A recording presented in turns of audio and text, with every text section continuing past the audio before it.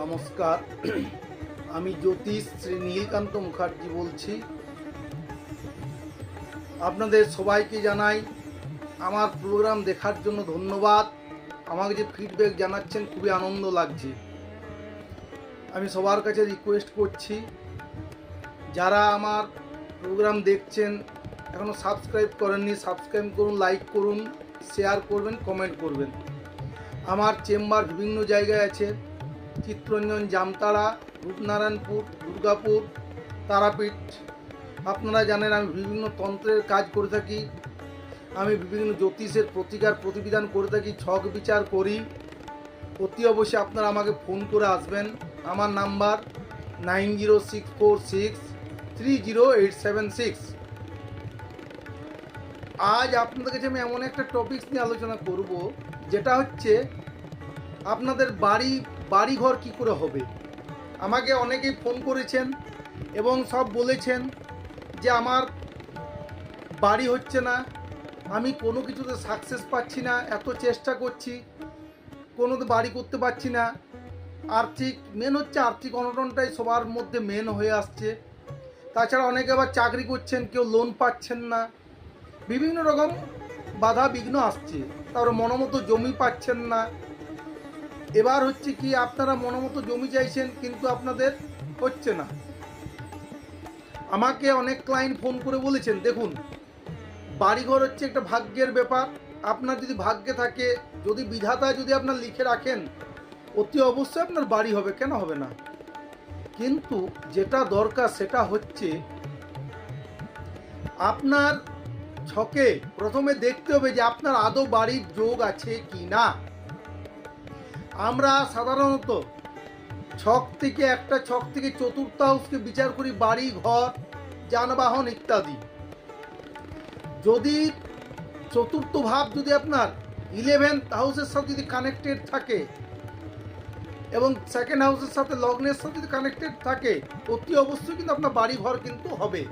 যাই হোক, আপনাদের আমি বারবার বলে দিচ্ছি। এবার ব্যাপার হচ্ছে, অনেকে আমাকে বলেছেন যে আপনি ছক বিচার ছাড়াও আপনি আমাদের তন্ত্রমতে বলুন, কারণ আপনি তন্ত্রমতে উপাচারগুলি ভালো দেন, খুব ভালো লাগে। আপনি তন্ত্রমতে উপাচারগুলো বলুন যাতে আমাদের বাড়ি যাতে হয়। দেখুন, বাড়ি তৈরি করতে হলে আমি ফার্স্টেই বলবো আপনারা কিন্তু অতি অবশ্যই নিজে নিজে ছক বিচার করবেন। এবং একটা জমি যখন কিনতে যাবেন, প্রথমে বাড়ির যে আছে তার ভালো করে ছকটা দেখবেন, তার ছক বিচার ভালো করে করাবেন। কার নামে বাড়ি স্যুট হবে, তার সংখ্যাতত্ত্ব মতো বাড়ির বিচার, বাড়ির জায়গা, বাড়ির দিক বিচার, পূর্ব, পশ্চিম, উত্তর, দক্ষিণ, ঈশান, অগ্নি, বায়ু, নৈঋত, কোন বিভিন্ন দেখে বিভিন্ন রকম বিচার সাপেক্ষে করে তারপরে কিন্তু আপনারা বাড়ি কিন্তু কেনার কথা ভাববেন। যাই হোক, বাড়ি হোক, ফ্ল্যাট হোক, আপনার যে বাড়ি হবে তার জন্য আপনি